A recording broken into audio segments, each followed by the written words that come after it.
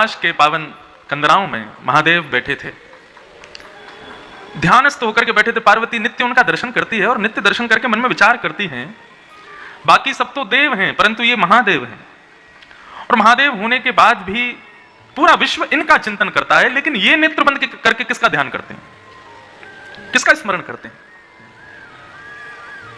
पराम्बा जगदम्बा पार्वती के हृदय में जब ये भाव प्रकट हुआ कि ये किसका ध्यान करते हैं, तब उन्होंने जाकर के एक दिन भोलेनाथ से प्रार्थना करते हुए कहा कि हे भगवान, हे नाथ, आप महादेव हैं, जगदाधीश हैं, विश्वेश्वर हैं, सब आपको प्रणाम करते हैं, आपका ध्यान करते हैं, आपको नमन करते हैं, वंदन करते हैं, परंतु आप यहां कैलाश की कंदराओं में बैठ करके नेत्र बंद करके आप किसका ध्यान करते हो, आप किसका स्मरण करते हो।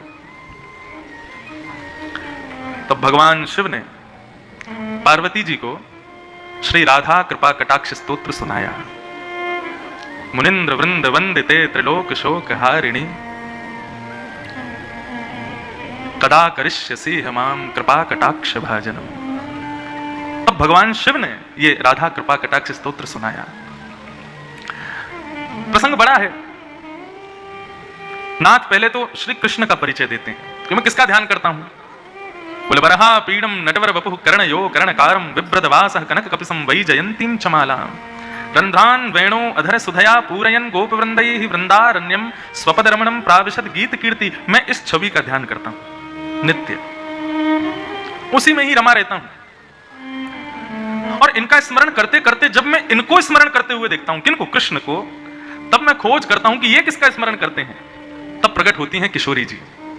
और जब भगवान शिव को पता चला कि ये कृष्ण भी इनको ध्याते हैं, इनका ध्यान करते हैं, तब राधा कृपा कटाक्ष स्तोत्र की रचना भगवान शिव ने की। बंधु, आपको पता है विश्व में जितनी भी स्तुतियां हैं, चाहे वो सूर्य की हो, चाहे वरुण की हो, चाहे इंद्र की हो, चाहे अन्य अन्य आदि देवताओं की हो, समस्त स्तुतियों में सर्वश्रेष्ठ स्तुति किसकी है? भगवान शिव की है। शिव महिम्न स्तोत्र जो है उसको स्तोत्र राज कहा जाता है, स्तुतियों का राजा है वो। आप लोग काशी में रहते हैं, और काशी तो विद्वानों की, सरस्वती के संतानों की भूमि है। यहां पर हर गली में, हर नुक्कड़ पर, हर 4 घर छोड़ के एक ना एक विद्वान तो होता ही है। गायक भी यहीं से हुए, विद्या के विद्वान भी यहीं से हुए, नृत्य आदि का भी सुंदर भाव प्रकट करने वाले भी काशी के ही हुए। इनका नाश कब होता है? कुसंग से नाश होता है, दूषित भोजन करने से नाश होता है, दूषित क्रियाएं करने से नाश होता है, और सबसे सहज नाश होता है ठाकुर जी के निर्माल्य पर यदि पैर पड़ जाए तो भी हमारी दैवी शक्तियां नष्ट हो जाती हैं। निर्माल्य मतलब ठाकुर जी के गले में चढ़ा हुआ पुष्प है, पत्र है, प्रसाद है, यदि उस पर आपका पैर लग गया तो पैर लगते ही आपकी दैवी शक्ति नष्ट हो जाएगी। हाँ, केवल इतना है कि जहां मंदिर परिसर है, मंदिर परिसर में अगर चढ़ जाए, पैर कहीं लग जाए ठाकुर जी के निर्माल्य पर, तो दोष नहीं है। मंदिर से बाहर यदि ठाकुर जी के निर्माल्य पर आपने पैर रख दिया तो वो घातक है। आप नेत्र बंद करते हो, ठाकुर जी प्रकट हो जाते हैं, उनका दर्शन होता है, यह भी एक दैवी शक्ति है। लेकिन आपकी भक्ति में, आपकी सेवा में यदि लेश होने लग जाए तो समझ लेना आपने कहीं ना कहीं अपराध तो किया है, किसी निर्माल्य पर चरण तो रखा है। राजा ने जब ये बात सुनी कि निर्माल्य पर पैर रखने से दैवी शक्ति नष्ट होती है, तो शंकर जी के ऊपर चढ़े हुए बिल्व पत्रों को लेकर के राजा गए और जाकर के अपने पूरे बगीचे में फैला दिया। अर्धरात्रि का समय होगा, जब वो भक्त आएगा, वो चोर आएगा, उसको पता नहीं होगा, वो निर्माल्य पर पैर रख देगा तो उसकी शक्ति नष्ट हो जाएगी।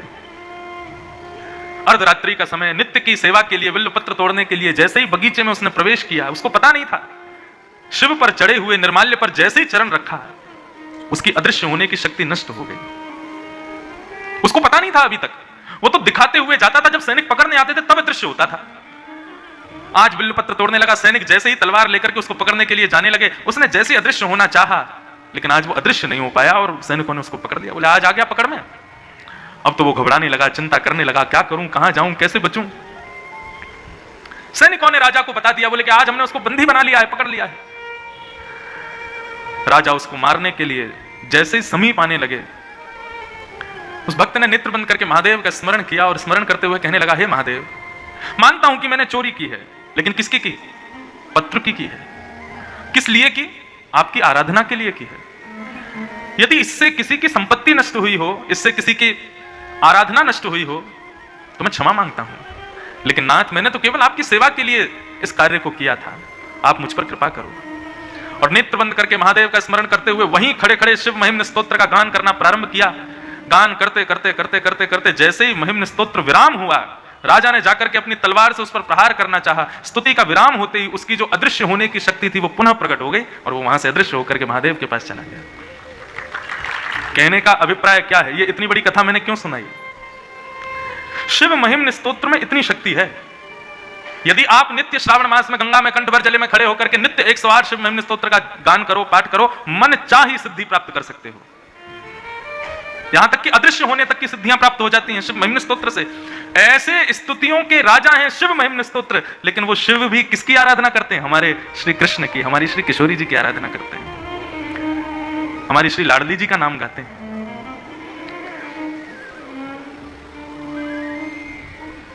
शिव महिम्न स्तोत्र के 108 पाठ, और 108 तो कम बता रहा हूं, 1 लक्ष पाठ, एक पुरुष शरण शिव महिम्न स्तोत्र का जितना बल देगा उतना बल केवल श्री किशोरी जी का एक बार राधा नाम कहने मात्र से प्राप्त हो जाएगा। कहे तो सही। आज सुबह जब मंगला में दर्शन करने के लिए गया, मैं तो वही फॉर्मूला अपनाता हूं जो मैं कल कथा में बता रहा था। मैं शिवालय में ओम नमः शिवाय नहीं कहता, मैं शिवालय में जाकर के ठाकुर जी का ही नाम गाता हूं। और आज जैसे ही मंदिर में प्रवेश करने लगा तो श्री कृष्ण शरणम मम, श्री राधे शरणम मम, अपने गुरु मंत्र का आदि का जाप करने लगा। मंदिर में प्रवेश करते ही मेरी माला का एक मन का टूट गया। मन का टूटते ही मैं दुखी नहीं हुआ, मैं प्रसन्न हो गया। क्यों? क्योंकि जैसे ही वो टूटना हुआ, अभिषेक जी साथ में थे, उसका टूटना हुआ और उतने में ही हमारा नाम बोल दिया, बोला आप भीतर चलो। और भीतर जाके जो देखा वो मैंने और अभिषेक जी को ही पता, हम दो ही थे मंदिर में और कोई नहीं था। हमारे सामने ही शिव मानो उवासी लेकर के उठे हों, अंगड़ाई ले रहे हों, दर्शन देने के लिए बैठ रहे हों, वो सब अनुभव हुआ। तो ऐसे महादेव जो सदा सर्वत्र श्री किशोरी जी के ध्यान में रहते हैं, श्री कृष्ण के ध्यान में रहते हैं, श्री राम नाम के सदा आश्रय में रहते हैं, ऐसे शिव हैं। उन शिव की ये काशी नगरी, जहां नजर घुमाऊं मुझे तो वहीं महादेव दिख रहे हैं। गलियों में होता हुआ जब आता हूं तो जहां नजर घुमा लूं तो कहीं दीवार में महादेव बैठे किसी के घर में हैं, कहीं कोई नुक्कड़ पर हैं, कहीं गली में हैं, और कहीं गली आदि में नहीं है तो चित्रकारों ने दीवारों पे बनाए हुए हैं। चित्र देखो, जैसे वृंदावन में जहां देखो वहीं राधा राधा दिखाई देता है लिखा हुआ, जिसको सुनना चाहो उसके मुख से राधे राधे सुनाई देता है। ऐसे आपके काशी में जहां देखो, जित देखूं उदित शिवमयी है ये काशी। शिव का अर्थ क्या होता है पता है? कल्याण। शिव का अर्थ होता है कल्याणकारी। ये कल्याणकारी भूमि है, इसीलिए तो लोग आते हैं अपने अंतिम संस्कार के लिए यहाँ पर। जीवन भर कुछ भी किया हो, हमारे सूरदास जी कहते हैं, हरि दर्शन के प्यासी अखियां, हरि दर्शन के प्यासी, देखो चाहत कमल नयन को, देखो चाहत कमल नयन को, निस दिन रहत उदासी, निस दिन रहत उदासी अखियां, हरि दर्शन की प्यासी। अब सूरदास जी वहां पर ठाकुर जी को धमकी और देते हैं। सूरदास जी नेत्रहीन है, नेत्र नहीं है उनके पास। कोई कहता सूरदास जी आपको तो भगवान ने आंख ही नहीं दी। सूरदास जी बोले मुझे भगवान ने आंख इसलिए नहीं दी क्योंकि ठाकुर जी कहते हैं कि भाई संसार इतना मायावी है, जो इसको देखता है वो इसी का हो जाता है। हे सूरदास मैं तुझे आंखें नहीं दूंगा ताकि तू मेरे अलावा किसी का होए ही ना कभी, इसलिए मुझे आंख नहीं दी। भक्त का एक लक्षण समझो, भक्त ना हर परिस्थिति में पॉजिटिव रहता है, सकारात्मक रहता है। वो कभी अपशगुन को नहीं आने देता अपने आगे। चलते चलते गिर गए, हमको लगता है अरे कुछ गलत करके आए इसीलिए गिर गए। कहीं जा रहे थे तो जिस काम के लिए गए वो पूर्ण नहीं हो पाया तो फिर सोचते हैं हम निकले कितने बजे थे, कहीं पौन पे तो नहीं निकले थे, कहीं गलत समय तो नहीं निकले थे, कहीं निकलते समय छींक तो नहीं दिया था। कहीं कोई निकल रहा होता है, कोई झाड़ू लगा रहा हो तो अभी मत निकलो, क्यों? बोले झाड़ू लगा रहा है, निकलते हैं तो कार्य पूरे नहीं होते, आदि आदि ऐसी बातें। भक्त के अंदर ये अपशगुन प्रवेश नहीं करता। अब कई बार फ्लाइट ही होती है 11:15 बजे, 11:45 बजे, अब फोन पे कहते हैं अपशगुन होता है, वो फ्लाइट टेक ऑफ भी कर रही है फोन पे, तो क्या करोगे बताओ? नहीं बैठे हैं इसी हवाई जहाज में, समय तो समय मानोगे तो वो सच में ही नकारात्मक हो जाएगी बात, इसलिए मानो ही मत, विचार ही मत करो। सूरदास जी चाहते तो ठाकुर जी को कोसते कि आपने मुझे अंधा क्यों बनाया, लेकिन वो कोसते नहीं है, उसमें भी अच्छा सोचते। एक बात और कहते, सूरदास जी से किसी ने कहा आपको तो आंख नहीं दी भगवान ने, तो सूरदास जी दूसरा उदाहरण क्या देते? बोले मुझे ठाकुर जी ने आंख इसलिए नहीं दी, संसार को आंख दी है। मानो भगवान सबसे कह रहे हैं तुझको आंख दी, तू अपने आप अपना रास्ता देख करके चल, कहीं गड्ढा हो तो बच के चल, कहीं ठोकर आवे तो बच के चल। मैंने सूरदास को आंख क्यों नहीं दी? बोले सूरदास को आंख इसलिए नहीं दी, बोले इसकी उंगली पकड़ के तो मैं ही चलूंगा, आंख नहीं दी। तो सूरदास जी तो खुश होते, मुझे आंख इसलिए नहीं दी क्योंकि तुम सब तो अपनी आंखों के वजह से चलते हो, मैं तो ठाकुर जी की उंगली पकड़ के चलता हूं, वो जहां ले जाते हैं वहां चला जाता हूं। लेकिन आज सूरदास जी बड़े उदास, और आज ठाकुर जी से विनती कर रहे हैं, हे नाथ, मैंने जीवन भर आपको हृदय में ही देखा है, नेत्रों से कभी नहीं निहारा क्योंकि मुझे दिखता नहीं, लेकिन मैं इस भाव में था। आपने मुझे नेत्र इसलिए नहीं दिए क्योंकि एक दिन आप प्रकट होकर के मुझे दर्शन दोगे, लेकिन कब होगे प्रकट? हे नाथ प्रकट हो जाइए ना। केसर तिलक मोतिन की माला वृंदावन के वासी, नेह लगाए त्याग गए तृण शम, डार गए गल फांसी, अखियां हरि दर्शन के प्यासी। काहू के मन की को जानत, लोगन के मन हासी। और फिर सूरदास जी धमकी देते हैं ठाकुर जी को, सूरदास प्रभु तुमरे दर्श बिन ले हो करवट काशी, अखियां हरि दर्शन की प्यासी। अब ये लेहों करवट काशी, इसके बहुत अर्थ हैं, बहुत भाव है। सूरदास जी भगवान से कह रहे हैं कि हे नाथ, या तो मुझे दर्शन दो, नहीं तो लेहों करवट काशी। लेहों करवट काशी का मतलब, अब काशी करवट स्थान भी है, लेकिन आपको पता है काशी एक चीज के लिए और प्रसिद्ध है, क्या? व्यक्ति अपने अंतिम काल में यहां आकर के रहने लग जाते हैं और विचार करते हैं, इंतजार करते हैं अपनी मृत्यु का, क्योंकि ऐसा मान्यता है कि यहां पर मृत्यु प्राप्त होना मतलब सीधा मोक्ष धाम। काशी की आकृति कैसी, हमारे पंडित जी हमको बता रहे थे, कितना सुंदर भाव। काशी की आकृति कैसी है? धनुष आकार में, और इस धनुष का तो नित्य दर्शन मुझको हो रहा है। मैं जहां से आता हूं, यदि गाड़ी से आऊंगा तो 2 घंटे में पहुंचूंगा यहां, मैं आता हूं नाव से, तो पूरी काशी ऐसे धनुष आकार में, धनुष आकार में काशी है। और उसकी प्रत्यंचा कौन है? ये गंगा जी उसकी प्रत्यंचा है। तो धनुष आकार की काशी, प्रत्यंचा गंगा, और धनुष आकार की इस काशी के बिल्कुल मध्य में कौन बैठे हैं? महादेव। मणिकर्णिका के घाट पर श्री काशी विश्वनाथ बैठे हैं। तो मध्य में ही तीर लगाया जाता है, तो मध्य में चालक बैठा है। तीर क्या है? बोले राम नाम ही तीर है। वहीं मणिकर्णिका के घाट पर आने वाले शवों के कान में राम नाम दान कर देते हैं। मतलब इस काशी रूपी धनुष बाण पर गंगा रूपी प्रत्यंचा से विश्वनाथ यहां मृत्यु प्राप्त करने वाले जीवों के कान में राम तारक मंत्र धारण करके उस प्रत्यंचा को छोड़ देते हैं और सीधा मोक्ष को पहुंचता है। ऐसा भाव है यहां का। तो पहला भाव कि सूरदास जी कह रहे हैं लेहों करवट काशी, मतलब सूरदास जी कह रहे हैं मैं अन्योन्याश्रय कर लूंगा। अन्योन्याश्रय क्या है? एक पति को छोड़ दूसरे पति से प्रेम विवाह करना, ये अन्योन्याश्रय है। तो सूरदास जी मानो भगवान को धमकी दे रहे हैं, बोले यदि आपने मुझको दर्शन नहीं दिया तो मैं आपको छोड़ दूंगा और मैं काशी के जो विश्वनाथ है ना उनकी शरण में चला जाऊंगा। तो लेहों करवट काशी, एक भाव तो ये। दूसरा भाव, लेहों करवट काशी का मतलब आपने यदि अब मुझे दर्शन नहीं दिया तो फिर मैं अपने प्राणों का परित्याग कर दूंगा। हम काशी जा रहे हैं। पहले के जमाने में इतना कहना मतलब घर के लोग पांव पकड़ ले, अरे भैया ऐसा मत कहो। क्यों? काशी जाने का मतलब क्या? बोले कि अब सुधार जाएंगे हम। लेहों करवट काशी, सूरदास जी कह रहे हैं भगवान से। और मैंने ऐसा भी सुना कि एक यहां कुआं है। अब मुझे सत्य तो मेरे को नहीं पता, आप लोग ज्यादा जानते होंगे। उस कुएं में लोग कूद करके अपने प्राणों का परित्याग कर देते थे। वहां नीचे विश्वनाथ भगवान बैठे हैं। तो करवट काशी का मतलब वह भी है कि वहां जाकर के अपने प्राणों का परित्याग कर दूंगा, आदि आदि भाव। लेकिन भाव एक ही है, यदि आपने मुझे दर्शन नहीं दिए तो मैं काशी का आश्रय ले लूंगा।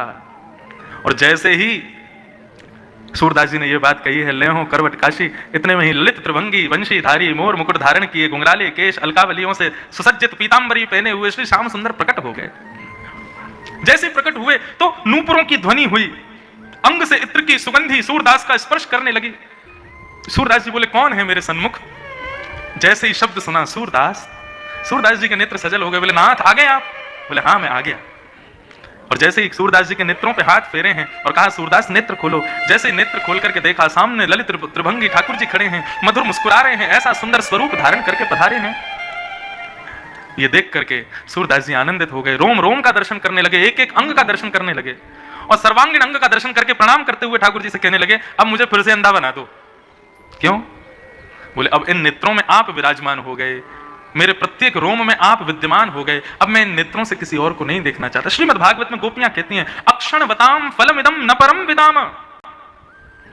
इतना बढ़िया सूत्र गोपियों ने कहा है। गोपियां कहती हैं इन आंखों से स्विट्जरलैंड देखना, न्यूजीलैंड देखना, कश्मीर देखना, कन्याकुमारी देखना, सिंगापुर चले जाना, आदि आदि देश का भ्रमण करके इन आंखों से देखना, तुमने आंख पा करके कुछ नहीं किया।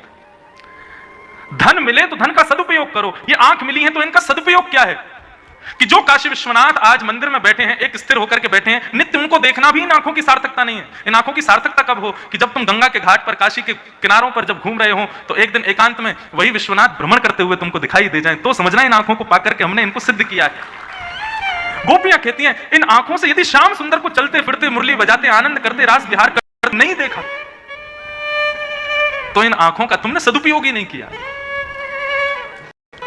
सूरदास जी कहते हैं आंख मिल गई और आंख को देखना जिसको है वो मिल गया, अब मुझे कुछ नहीं चाहिए।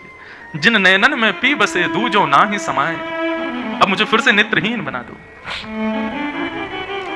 हम में और बाकी के वैष्णव भक्तों में अंतर क्या है? हम अपनी प्रत्येक इंद्रिय से संसार को भोगना चाहते हैं। आंखों से सुंदर देख लें, जीभ से सुंदर खा लें, कानों से सुंदर सुन लें, त्वचा का सुंदर से सुंदर स्पर्श कर लें, इसी की भागदौड़ में हम लोग दिन भर लगे हैं। लेकिन जिस दिन आपकी प्रत्येक इंद्रिय या तो हरि या फिर हर के लिए ही प्रयोग करे अपना, उस दिन समझना कि हम पर कृपा हुई। नेत्र केवल उनका दर्शन करना चाहें, कान केवल उनको सुनना चाहें, त्वचा केवल उनका स्पर्श चाहे, पैर केवल उनकी तरफ ही चलना चाहें, जिह्वा केवल उनके प्रसाद का सेवन करे, नेत्र केवल उनका दर्शन करें, तब समझना अब वास्तविक हमारा जीवन श्रेष्ठ हो रहा है।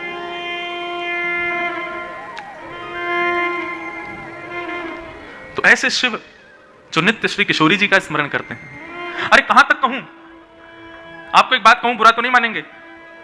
आप काशी में रहते हो ना, तो शंकर जी ने आपको अपना आश्रय दिया है, लेकिन ऐसे कितने उदाहरण हैं कि यहां आने वाले वैष्णवों को ठाकुर जी ने कहा तुम्हारे लिए काशी नहीं है। बोले तो क्या है, तुम वृंदावन जाओ, तुम तो वहीं के लिए हो।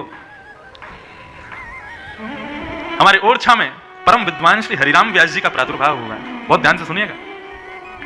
हरिराम व्यास जी इतने विद्वान थे कि वे जहां जाते थे वहां के विद्वानों को चुनौती देते थे कि मुझसे शास्त्रार्थ करो, और जिसको बुलाते उसी को हरा देते। बहुत ध्यान से सब लोग इधर देखो, सावधानी से सुनो।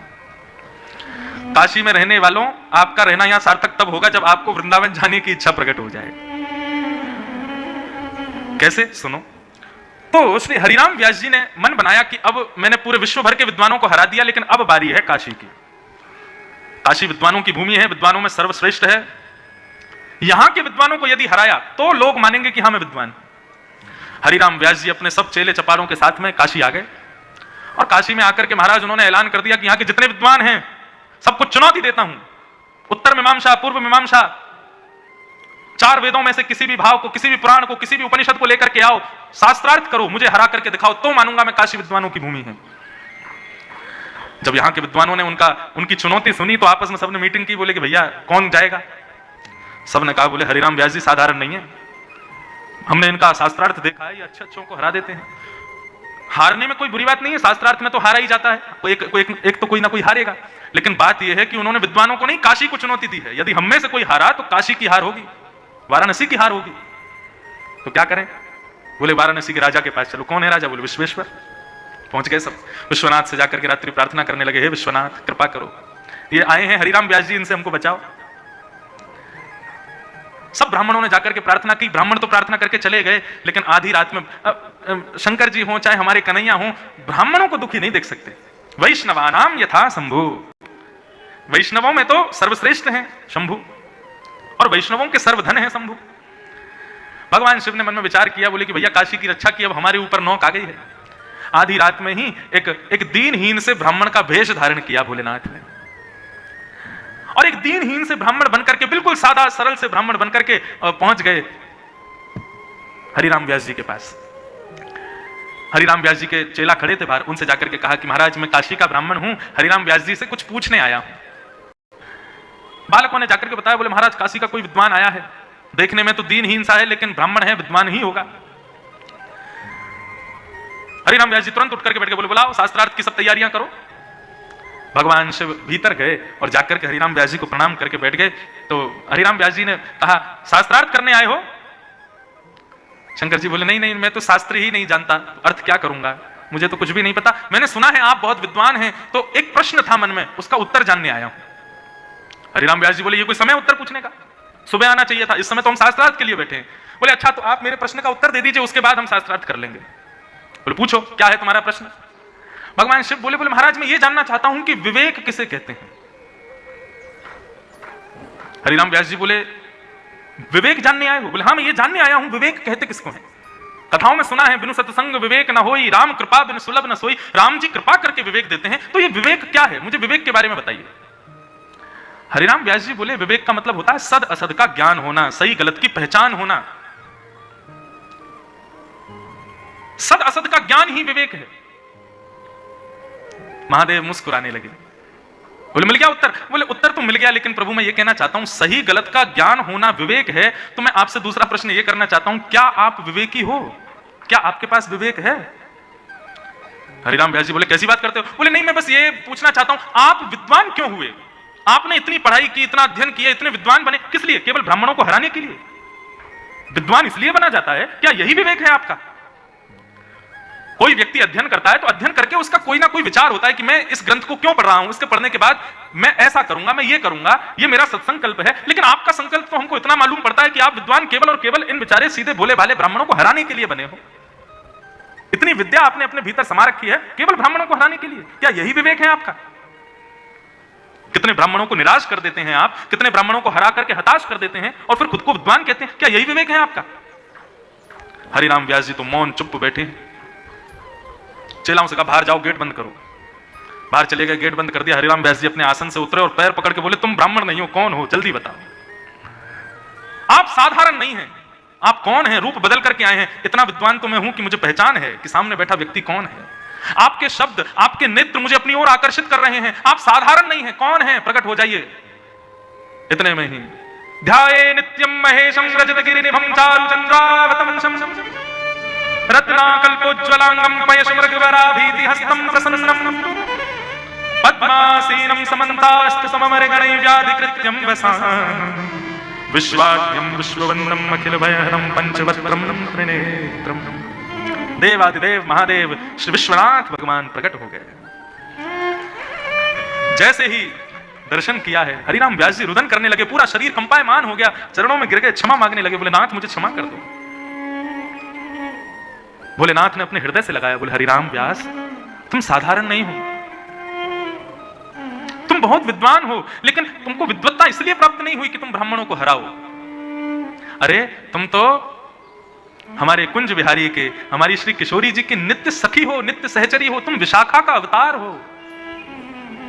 तुम्हारे लिए यह काम नहीं है कि तुम जा करके और विद्वानों को हराओ। ये काशी तुम्हारे लिए नहीं है। हमारे कुंज बिहारी के, हमारी श्री किशोरी जी की नित्य सखी हो, नित्य सहचरी हो, तुम विशाखा का अवतार हो। तुम्हारे लिए यह काम नहीं है कि तुम जा करके और विद्वानों को हराओ। ये काशी तुम्हारे लिए नहीं है। हरिराम व्यास जी बोले, तो मैं क्या करूं, आज्ञा करो। बोले अभी इसी वक्त वृंदावन चले जाओ और श्रीधाम वृंदावन में जाकर के सदा सर्वदा के लिए किशोरी जी के चरणाश्रित हो जाओ। ये काशी तुम्हारे लिए नहीं है। और उसी समय हरिराम व्यास जी अपनी सारी पोथियों को गंगा जी में प्रवाहित करके, बैलगाड़ी भर के पोथियां लेके चलते थे वो, सबको गंगा जी में प्रवाहित किया और गंगा जी को प्रणाम किया, विश्वनाथ को प्रणाम किया और काशी से सीधे वृंदावन चले गए। और वृंदावन में जाकर के वृंदावन के कुंज हमारे मात पिता गुरु बंधु, वृंदावन के लता वृक्ष बल्लरियों को ही अपना भाई बंधु परिवार सखा ये सब के रूप में स्वीकार कर लिया।